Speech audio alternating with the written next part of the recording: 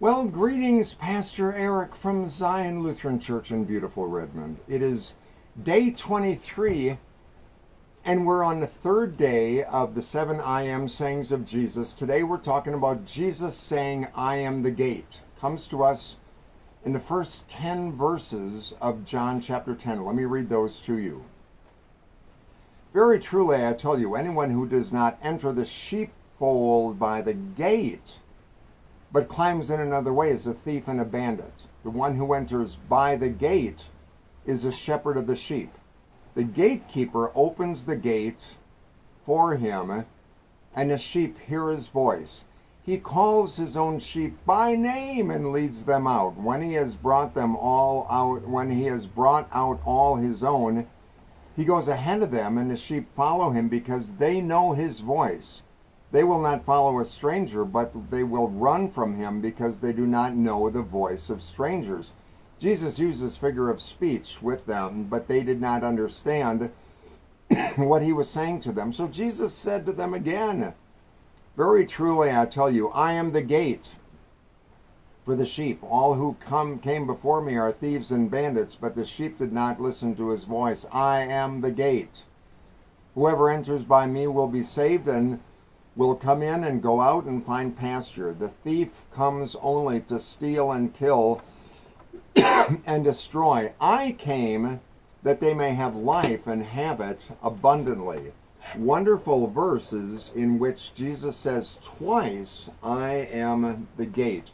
Now, he also says, I am the door. Sometimes it's translated in that way, depending on the version of the Bible that you're reading. In the culture of Jesus, Jesus being the gate is directly related to John chapter 10, verse 11, where Jesus says, I'm the good shepherd, that we'll talk about tomorrow. In Mideastern culture, the shepherd leads his sheep all through the day from pasture to pasture, except in the rainy season. Most of the time, feeding areas are sparse then in the rainy season. So throughout the day, the shepherds leads his sheep, finding the best possible place for his herd to feed. Then in the evening, he leads them to a watering hole and then to a sheepfold where they are safely put down for the night. The folds are generally, the enclosed areas, generally made of rock, which is not hard to find in Palestine. It's kind of like out in the Central Oregon BLM lands. In a stone pen that they made, there's only one opening, and at night the shepherd would stand at the opening as the sheep came in. And the shepherd would kind of check out all of the sheep to see if there's any illness or damage or barbed wire or whatever it might be. He investigates each sheep, kind of checks them out one by one to see any burrs or scratches or bruises. If anything needs attention, the shepherd does what he can to fix the problem. Then he lets other ones in to the fold. And once the sheep are all safely in the fold, generally the shepherd would build a fire outside of that one entrance in order to scare away any Sasquatch who are hiding in the woods that might come and get the sheep. He eats dinner, then he finally lies down for the night, and his bedding spot is at the opening of the fold where the sheep are. If any wild animals come and try to steal a sheep, they would have to go through him. The shepherd is the gate. The shepherd is the door.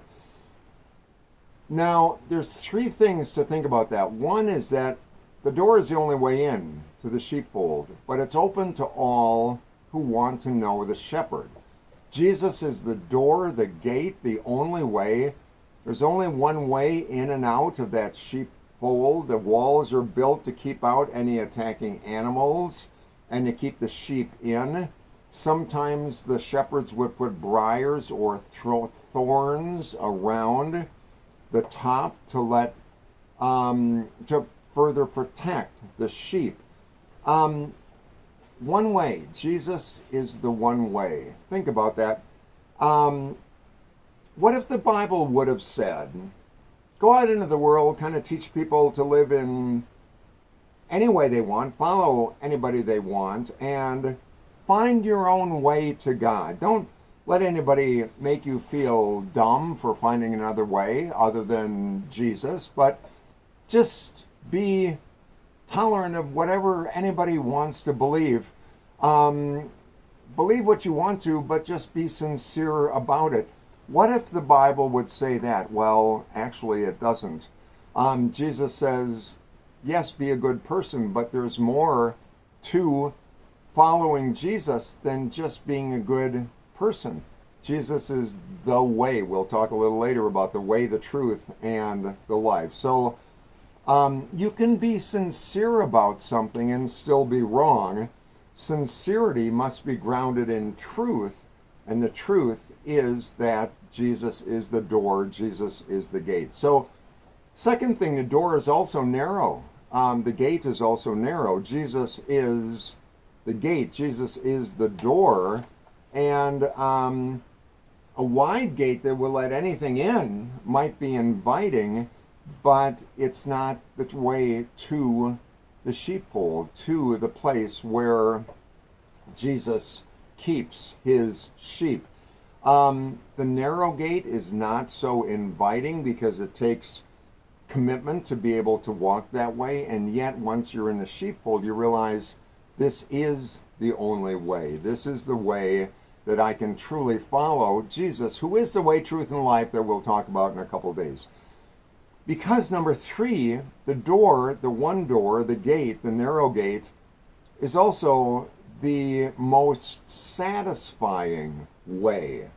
Jesus is not only the only way, the narrow way, but it's also the most satisfying way. You know, the many people take the wide road and they kind of think, well, this is the way, it's easiest to be nicest to most people. Well, yes, it's important to be nice, but it's also important to focus just on Jesus. John says in 10:10, I came that you might have life and have it in abundance. In the Message, another translation of the New Testament, it says, I came so that they might have real and eternal life, more, better life than they ever dream of. Jesus truly satisfies what we're looking for. I really believe that there is a God-sized hole in people's heart that Jesus wants to fulfill. Jesus fulfills the longing of our hearts and makes life worth living. So, Jesus, as the gate, as the door, gives us true love in a world of hatred. He gives us inner peace in a world of turmoil. He gives us true joy where we have a world where happiness comes and goes. It's kind of fluid. It's kind of in flux all the time, depending on our circumstance. Jesus gives us a true joy that transcends our circumstance. Jesus gives us purpose in a world where a whole lot doesn't make sense. Jesus gives us wisdom in a world that is always learning but never quite coming to his truth.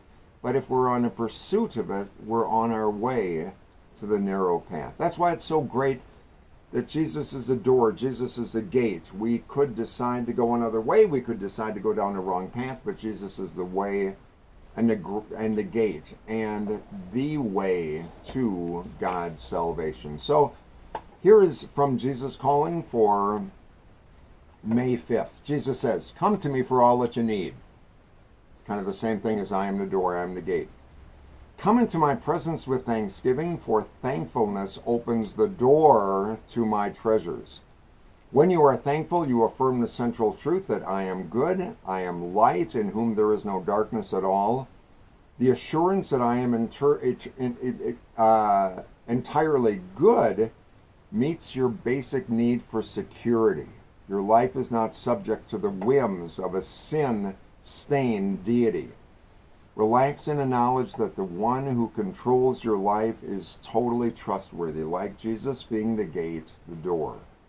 There is, come to me with confident expectation. There is nothing you need that I cannot provide. There's nothing you need that Jesus cannot supply. So, there's our word for today. Enjoy your day, and I look forward to seeing you on day 24 tomorrow when we go on to the 4th I am. Until then, You take care. Bye-bye.